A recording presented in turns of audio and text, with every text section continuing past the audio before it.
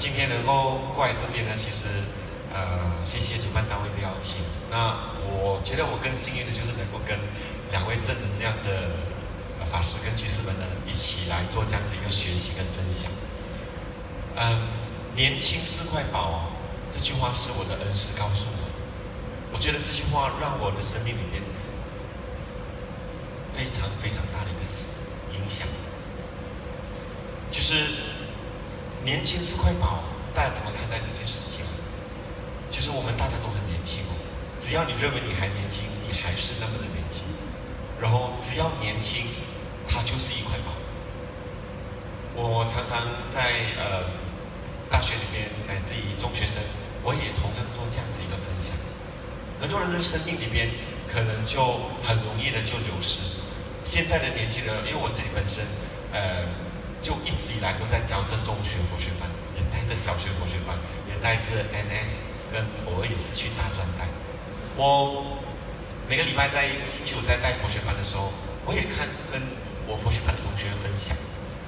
如果今天你的生命不是来出席佛学班或者参加有意义的活动，你生命是怎么度过的？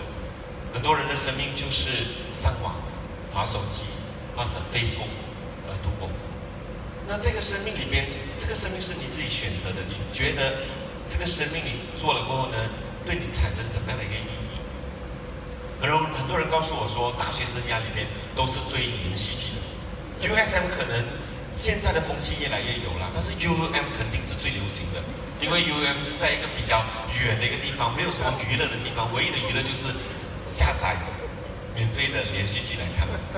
我常常跟很多人说，我说你看过最好的连续剧是什么？他跟我说这个。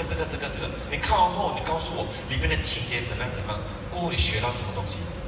你看过无数次的连续剧，但是你看完后，其实也只是做一场梦，对不对？其实很多人生命就是如此啊。我在大学里面的时候，我觉得国英师兄讲得很好哦。其实我看到他觉得很惭愧哦。那个时候他讲说他们挤不进ESCO，但是因为全部都是人才，所以挤不进ESCO。所以我觉得想到后来我这个年代的时候，我2000年的时候进入 USM 的时候呢，其实还可以挤得进来，因为没有什么人才。到现在我看，我现在看到中间的时候，每个人都是推你上啊这样子啊。看回去历史的时候，感觉到其实生命真的要好好把握。看回去国民师兄说，其实忙工作忙活动其实我们那个年代也是 major BBB 就是我们 BB 就是 Persatuan Pelajar Buddhis USM 我们都是 major 佛学会 minor 学业的。但是我还记得有一年有一个学期是最忙的时期，那个时期是我拿20个unit那个 grade hour 的时候，而且那个时候也是在忙着全国大专社区服务计划，也在忙着我是 RBCC 的主席，那么佛学会的财政，整个周末几乎每个周末都是在吉隆坡的，真的很充实的那个环节。常常我跟很多人说，你怎么面对你的生命？我是驾摩托的，我每个周末我都回我的家乡教佛学班，驾摩托回古润，我家乡是古润啊。然后我跟人家说，当我离开 USM 的时候，我的烦恼跟包袱跟压力，我是放在大桥的，我是没有带回去的。带回去的时候，我是专注在我的家乡。当我从我家乡回来的时候，我就把那个东西带着再回来，再解决它这样子。所以我是没有带回去那个烦恼的，因为我觉得这个东西是应该在这个时候解决，就在这个时候去处理它。所以我还记得那一年是那个学期是我最忙碌的时候，也是我考到最好成绩的时候。因为我觉得，其实你生命里边，其实你是可以很伸缩性的。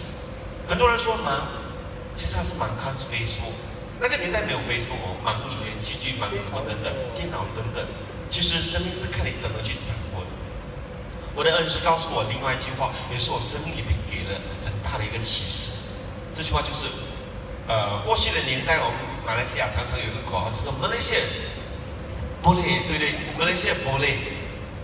我恩师告诉我这句话是说，很多人的生命就是可以做吗 ？boleh， tapi susah。很多人的生命都是如此的 ，boleh， tapi susah。但是我的恩师告诉我说，生命的价值就是生命没有容易的啦。我常常告诉人家，只有一个东西是不劳而获，就是坐在那边你会变老，就是这个是不劳而获吧。除了这个以外，什么东西都是要付出代价的。所以我常常跟很多人说，其实我的恩师告诉我这句话很重要：疏散，他必不累。我觉得这句话才是有价值的。生命每一个旅途里面都是困难的，就好像师父说，其实如果你生命在那个很舒适、很安逸的生活里面，你看不到问题的存在，它其实就是一个问题来的。其实疏散，他必不累，才是生命的价值。我觉得年轻是块宝，大家都年轻，年轻应该要有思想，要有规划。刚才主持人说还年轻，其实我想了想，还有很多时间跟大家讲哦。其实我常常都告诉我自己，我今天为什么还能够在做佛教工作？我都告诉我自己，当我还能够服务奉献的时候，我都希望我能够继续的服务奉献。当有一天我没有办法服务奉献的时候呢，那是或许我躺在医院了。当我今天还能够服务奉献的时候，我希望我的生命还能够付出那么的一点点。当我刚才走进这个佛统大厦的这个礼堂的时候，师父讲那一句话是我一进门的时候讲的，生命里边其实最重要的是福报。哇，这句话是我一开门听到的这句话，给了我很大的一个震撼。我这一生中里边，我没有什么大福报，大富大贵没有哦，但是我有的最大的福报就是我还能够继续学佛。我想这个是我最大的福报。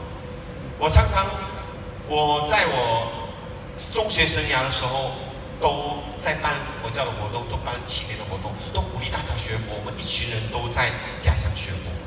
当我到大学的时候，我告诉我自己，我上大学的第一天，我不要去佛学会，不要去佛学会。我告诉我自己，大学是一个多姿多彩的生活，我想要去参加其他的活动，我想参加这个，我告诉我自己。所以这里来自理大的，举手一下好吗？就几个嘛哦，是。理大理大分校，我是理大总校。我进宿舍的第一年那个 orientation week 的时候，我是住在，如果你是理大的话，你肯定知道哈拉班哦，是住在很旧的那栋楼哈拉班哦。那我在进去那个民国 orientation 的那个 week 的时候，我告诉我自己我好像要风趣这样的感觉，没有佛学会好像有一点感觉很不一样哦。我每天开着我窗口就看过去苏安多那边的 KFC 罢了。